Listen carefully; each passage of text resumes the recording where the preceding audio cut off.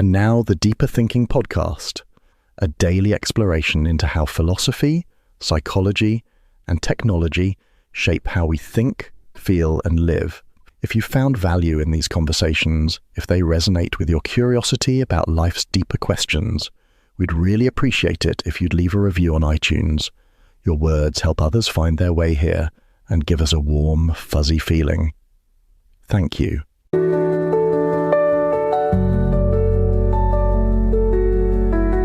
Welcome to the Deeper Thinking podcast. A boy's descent into loneliness doesn't come with a declaration. It slips in quietly through the spaces where attention could have landed, through the soft absences that grow louder over time. He's not drawn to extremity out of malice, but from a lack of direction, a kind of inherited drift. And when no one teaches him how to belong, the internet does. It teaches him how to be angry, how to win points for detachment, how to mistrust intimacy. He learns to perform a version of masculinity that prizes distance over depth, control over care. This isn't because he's broken. It's because no one showed him what strength could look like when it's quiet, what masculinity could mean when it isn't measured in dominance. Somewhere inside, he still wants to be useful, to feel needed, to love without irony. And that longing, untouched and unnamed, can either fester or be formed.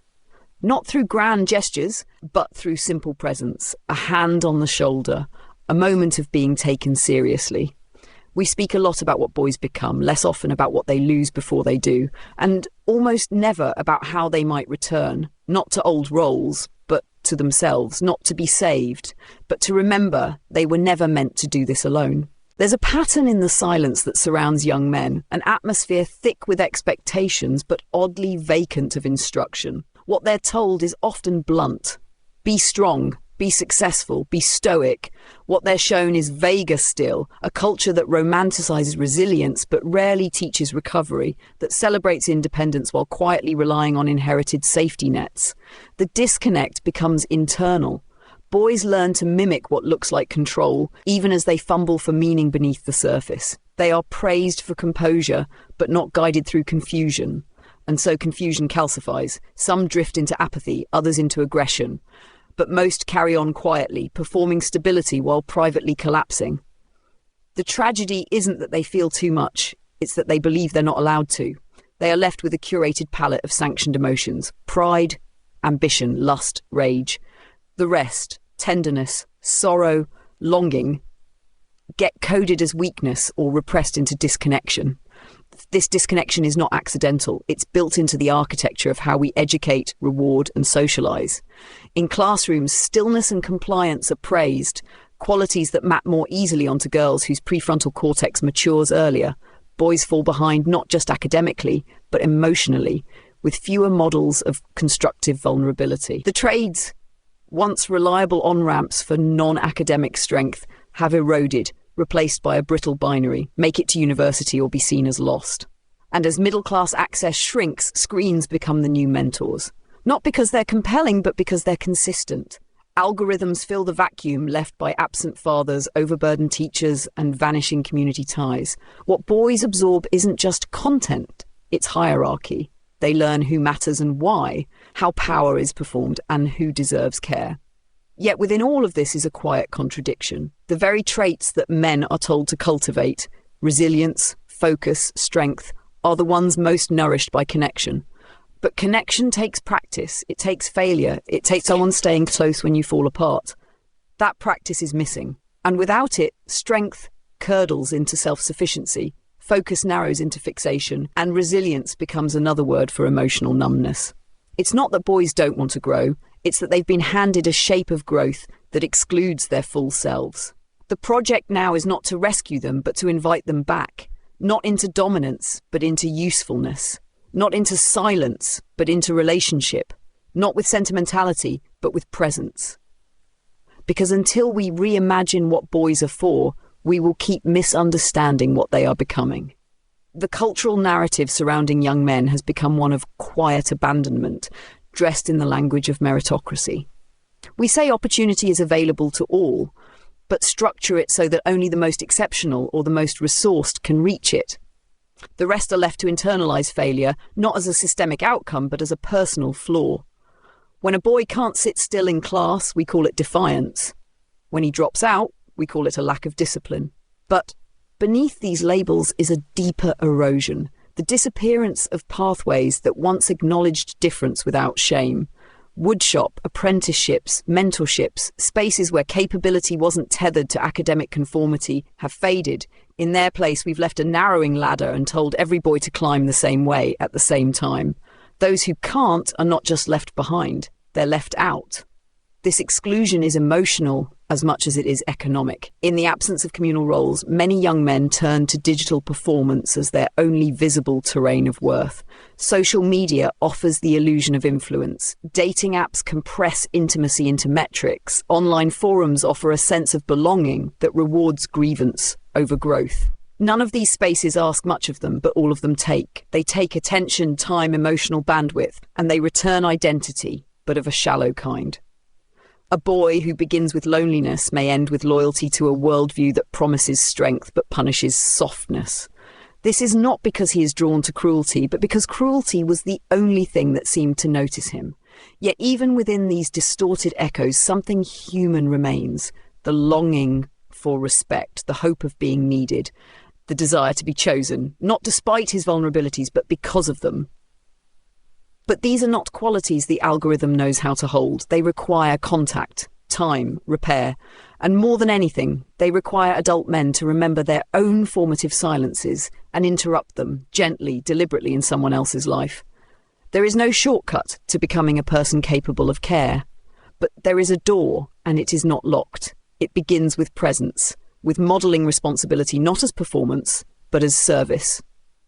With showing that provision is not just economic, it's emotional, and that true adulthood is not the absence of need, but the capacity to respond to another's. There's a quiet violence in the way we speak about male failure. We use terms like accountability, grit, discipline, as if character alone explains a system designed to filter rather than support.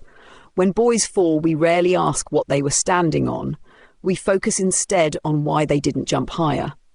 This reframing of struggle as deficiency ignores the structural shifts that have dislocated many young men from a sense of possibility. The middle class, once a destination marked by stability and contribution, has become a gated community requiring credentials many cannot afford. The promise that effort leads to security has eroded, and in its place we've substituted a lottery: be exceptional or be nothing. That wager works well for the few, but for the many it breeds quiet despair. Despair, though, is rarely named. It is disguised as irony, as detachment, as obsession with status or strength. It's in the boy who won't look up from his phone, not because he's indifferent, but because he's afraid to be seen trying. It's in the man who mocks vulnerability, but checks for likes after every joke. Beneath the bravado is often a boy still waiting for someone to notice what he never learned to say. He does not need pity. He needs a different kind of regard. One that sees through the performance without shaming it, one that invites effort without demanding perfection. This is not a call for nostalgia. The old masculine scripts, stoic father, silent provider, collapsed for a reason, but their collapse left a vacuum that has not been filled with clarity. Instead, boys are handed fragments: hustle, edge, aesthetic strength. The fragments don't cohere. They don't teach how to sit with discomfort, how to repair harm, how to stay. And without coherence, boys build identities from what they can find. Pieces of podcast advice, influencer logic, loops of motivational fury. What they need is not more content. They need context. They need models of masculinity that live in the everyday. A teacher who stays after class, a coach who listens before correcting, a father who says, "I don't know, but I'm here." Real masculinity isn't a rejection of feeling, it's the capacity to hold it without collapse. It's knowing how to lead without erasing, to protect without control, to serve without disappearing. These are not traits found in slogans. They are cultivated slowly, relationally, in the presence of those who live them. We cannot shame boys into becoming men, but we can meet them where the world has left them and walk beside them towards something better. Somewhere between the myth of the self-made man and the market's obsession with productivity, a deeper truth about human development has been lost. No one becomes whole alone. Yet we have taught boys, sometimes explicitly, often through omission, that asking for help is weakness, that interdependence is failure dressed as need. We speak of emotional intelligence as a workplace skill, not as a life practice. We celebrate self-sufficiency, but forget to ask what it costs. And when young men struggle to connect, we misread it as arrogance or disinterest, rather than the quiet confusion of someone who was never shown how. Mentorship, once a civic practice embedded in schools, sports, faith communities and trades, has withered. What's replaced it is thinner. Advice in reels, instruction without presence. Slogans about self-improvement that leave out the parts that take patience, repair and care. In its absence, boys look up and see power unaccompanied by responsibility, confidence untempered by self-awareness. And if the men who lead are unwilling to feel, why should they learn how? We should not be surprised when the models on offer are extremes, detachment sold as freedom, aggression mistaken for certainty. But this doesn't mean the longing disappears, it just gets quieter, it turns inward. A boy may not say he needs a mentor, but he will watch how men move. He will notice who steps in and who steps away. He will carry the memory of who stayed long after they're gone. Mentorship is not about instruction, it's about modelling a life that holds weight and warmth at the same time. A man who knows how to cry and still shows up, who admits failure without collapsing into it, who can walk into a room and make others feel safe, not small. This is what it means to protect without control, to lead without centering yourself. It's not glamorous, it's not tweetable, but it's how a boy learns what kind of man he might one day be. We are not meant to be saviours, we are meant to be nearby, to sit with the unformed questions, to hold the silences where meaning hasn't landed yet, to witness the slow becoming. And when the time comes, to offer, not a map but a gesture, a signal that he's not alone in learning how to live. That strength in its best form is something you pass on. Not because you've mastered it, but because you've carried it long enough to know what it's for. The digital world rewards the fastest answer, the boldest claim, the most repeatable outrage. It is not a place designed for nuance, for slowness, for the gentle pace of real growth. And yet this is the terrain where many young men now build their understanding of themselves and each other. In that space, masculinity becomes gamified, a set of points to earn, a status to display, a posture to maintain. There is little room for uncertainty, even less for failure that isn't performative. The boy who is struggling learns to hide it, or worse, to convert it into spectacle. Pain becomes content, loneliness becomes currency. The emotional costs unshared turn inward until they erupt. What's dangerous is not masculinity itself, it's what fills the vacuum when care is removed from it. Masculinity without care becomes brittle, defensive, frantic. It fears softness because softness implies exposure. But cared for masculinity, held by example, nurtured in relationship, is not fragile. It is expansive. It knows that vulnerability is not the opposite of strength, but it's proof. That protection is not control, but presence. That risk is not bravado, but the willingness to be known. The tragedy of our current moment is not just the suffering of boys who have been left behind. It is the narrowing of what we allow manhood to be. We have forgotten how to speak of masculine tenderness without irony. We flinch at fatherhood as devotion, brotherhood as vulnerability, mentorship as mutuality. And in doing so, we leave boys with only fragments of what could have been whole. They're offered dominance instead of direction, reaction instead of reflection, noise instead of naming. But they are watching, even in silence, especially then. Watching for the man who can be both strong and still, who knows how to hold boundaries without building walls, who can model repair without shame. We must stop demanding that boys perform a version of manhood that no longer serves them. Instead, we can begin to show through our actions, our listening, our presence, what a fuller masculinity looks like. One not based in dominance or self-denial, but in contribution, attention, and the slow, steady work of becoming someone others can rely on. This is not a crisis of identity. It's a crisis of invitation. Who gets called in? Who gets sat beside? Who gets taught without judgment how to live well with others? The future of masculinity will not be shaped by declarations, but by quiet gestures, and they are already waiting, not to be told what to be, but to be shown. Some boys never learn what it feels like to offer more than they take, not because they are selfish, but because no one stayed long enough to show them how. Contribution, for there's not a rite of passage, it's a missing script. When care, responsibility or effort are not met back with recognition, they begin to feel like performances, not values. And so the world quietly teaches them that taking up space is easier than taking on responsibility.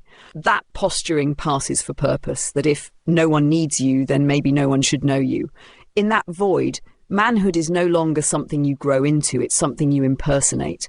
But the moment a boy begins to give, time, steadiness, effort without reward, something shifts. He begins to enter a different kind of adulthood. Not the adulthood of transactions, but of stewardship.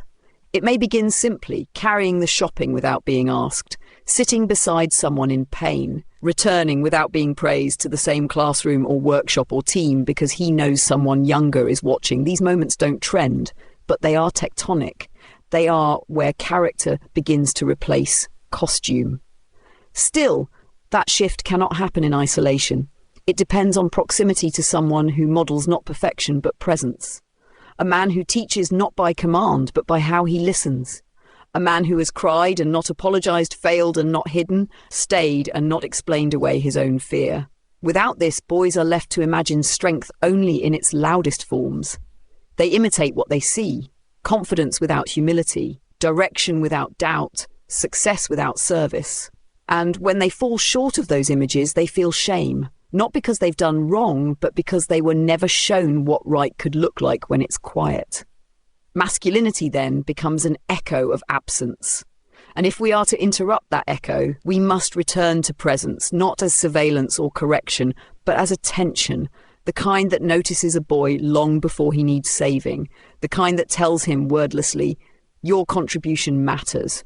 Not because it's impressive, but because it's real, because you chose to give it, because someone once gave it to you. This is not sentiment, it is structure, the only structure that lasts. There are moments in a boy's life when no one intervenes, not because no one cares, but because no one sees the moment for what it is. A silence mistaken for strength, a withdrawal mistaken for disinterest, a joke laughed off that wasn't really a joke. These are the soft warnings, the kinds that vanish if not noticed. And when they're missed, the boy drifts, not toward villainy, but toward vacancy. His interior life begins to thin. Emotion becomes something to withhold, not something to understand. In time, he forgets how to register feeling altogether, except as friction, and what he cannot name, he cannot navigate. This is not the story of one boy. It is a civic pattern, a quiet, replicating collapse. When schools reward compliance over curiosity, when fathers vanish not through malice but attrition, when community becomes code for consumption, boys absorb the message, don't need too much, don't ask for help, don't let it show. What remains is an unspoken architecture of restraint, and then one day something breaks through grief, love, loss, and they don't know how to hold it, not because they're weak, but because the emotional language was never taught, only censored, and eventually forgotten. Some men live decades like this. They function, they succeed, they become fathers, bosses, partners, but inside a kind of stillness, quiet, tight, barren, holds their emotional life in place, until it doesn't. For some, it ends in breakdown. For others, in detachment so complete they no longer recognize the life they're in. But for a few, there's a return, not to the past, but to the part of themselves they left behind to survive it. It begins with small permissions, to cry again, to name longing, to not solve everything, to feel, not spectacularly, not performatively, just clearly. The real work of repair is not in epic gestures. It's in allowing what's been kept out to re-enter, slowly, with kindness. And this return is not only personal, it's generational. A man who learns to feel again becomes the interruption that another boy may never need. He becomes the reason a silence doesn't harden, a gesture doesn't go unreturned, a feeling doesn't have to be buried. This is how the shape of masculinity can change, not through ideology, but through contact. Not by undoing everything, but by holding just enough to make room for what was missing. The feeling, the tenderness, the thread back home. When a boy grows up without a man who stays, he often becomes the kind of man who doesn't know how to. Not because he lacks loyalty, but because presence was never modelled for him as a gift. It was a transaction, a threat, a temporary arrangement. In the quiet recesses of his early life, he learned that people leave. or worse, that they stay physically while vanishing emotionally. This leaves behind a blueprint of unreliability, not in the boy's intentions, but in his nervous system. Even love, when it arrives, feels foreign. It has to be distrusted, tested, or controlled. Without interruption, that script repeats, and so begins the subtle lineage of absence. It doesn't always look like violence. Often it looks like detachment disguised as independence. A man who doesn't ask for help. A father who provides but never apologizes. A friend who disappears when the conversation goes too deep. These aren't failures of character. They are inherited modes of survival, and they are reinforced daily by a culture that celebrates performance and punishes pause. The irony is, the very resilience boys are praised for is often rooted in a fear of needing others, a fear that traces back not to weakness but to what was never offered. The slow undoing of this fear begins with presence. Not the loud kind, not the corrective kind, but the kind that sits beside uncertainty and doesn't flinch. It might be a teacher who stays after school without a reason, a neighbour who invites a boy into a rhythm of shared work, a stepfather who doesn't try to replace but remains anyway. These are not grand acts. They are micro-corrections in the emotional lineage of men. And they carry more weight than we ever measure. To show up in a boy's life is not to rescue him. It's to show him over and over again that he is not too much, not too late, and not invisible. That his quiet presence is felt, that his efforts matter, that the world is not neutral to his becoming. A man who understands this doesn't need a title or a platform. He becomes a reference point. Not for perfection, but for possibility. The kind that softens what was rigid, holds what was dropped, and offers without demand a new inheritance. To stay, and to be stayed with. We often speak of strength as if it lives in certainty, but the boys most in need of guidance aren't searching for someone who knows everything. They're searching for someone who won't turn away when they don't. Masculinity, as it has often been scripted, prizes conviction, decisiveness, control. But life rarely moves in straight lines, and neither does growth. What a boy truly needs is not a model of the unshakable, but an image of someone who has fallen, felt it, and returned. Someone who has made mistakes and stayed kind. Someone who knows how to endure discomfort without hardening against it. This is not about lowering the bar, it's about shifting where it's placed. The highest expression of maturity may not be mastery, but spaciousness, the ability to hold complexity without collapse. To remain curious when others shut down. To be present when silence stretches, when answers don't arrive, when emotion makes things awkward. The man who can do this offers an entirely different kind of strength. Not the fortress, but the field. Not impenetrable, but open. And that openness becomes its own kind of safety, not just for him, but for anyone in his orbit. We underestimate how transformative this can be. For many boys, the first experience of true safety isn't in a rule or a room. It's in a relationship where nothing is required to be earned, where presence itself is the offer. This is how mentorship begins, not with a lesson, but with attention, not with authority, but with mutuality. The mentor doesn't say, "Be like me." He says, in effect, "I've been somewhere near here before. You're not alone." That subtle shift from comparison to companionship disarms shame. And it's shame more than anger or fear that keeps boys stuck in cycles of isolation. To disrupt those cycles, we need more than programs. We need people willing to show up imperfectly and stay. We need a cultural shift that stops mocking the soft language of care and starts recognizing it as the foundation of any durable social fabric. Strength in this frame is not what you wield. It's what you absorb without inflicting. It's what you listen to without trying to fix. It's what you pass on, not as commandment, but as presence. Because in the end, what rescues a boy is not brilliance or charisma or force. It's continuity.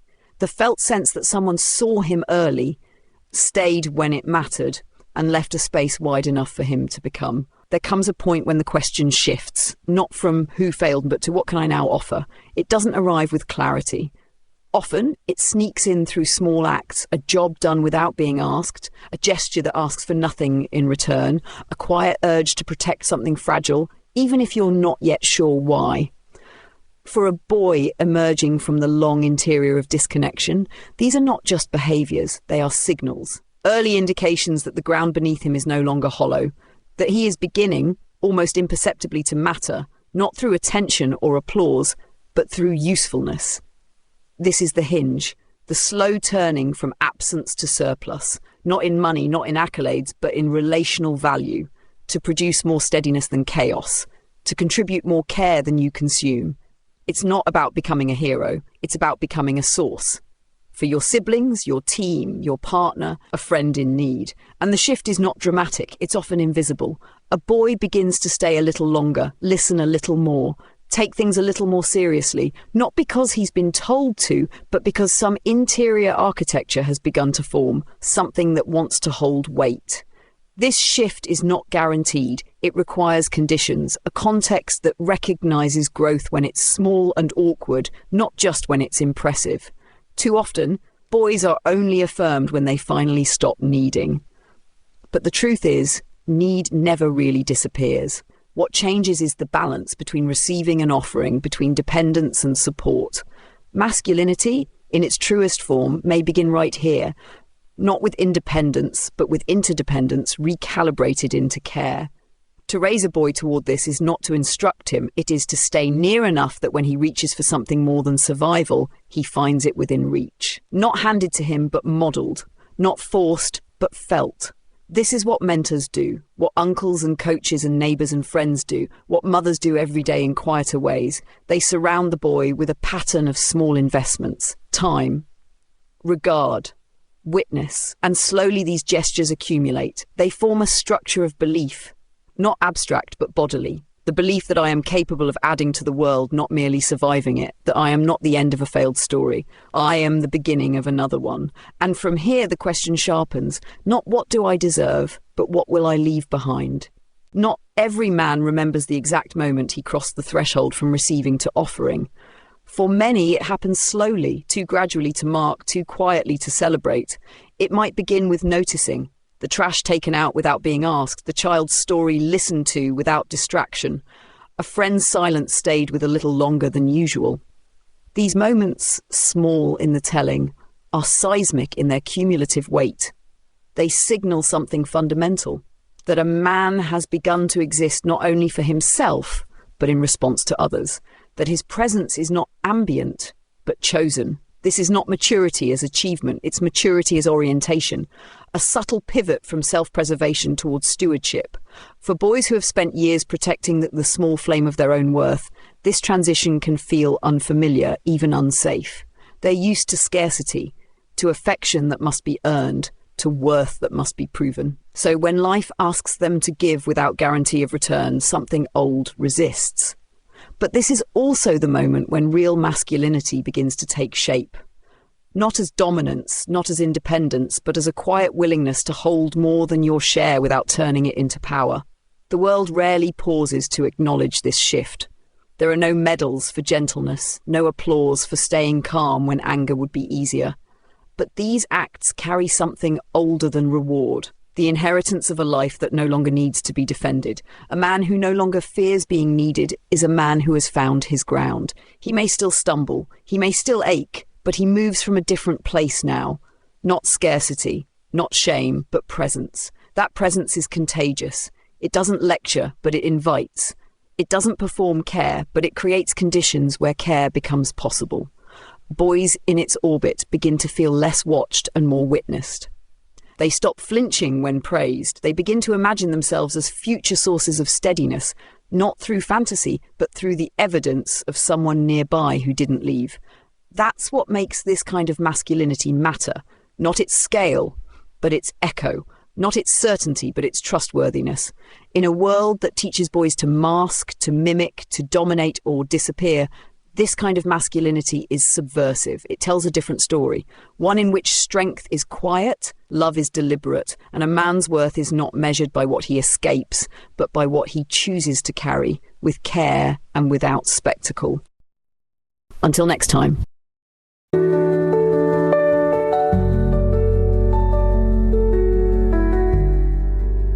You've been listening to the Deeper Thinking podcast. Today's episode was narrated by Holly, our digital narrator, who helps bring our ideas to life. Thank you for your positive reviews on Apple Podcasts. Your reviews help keep us visible so others can discover and enjoy our content.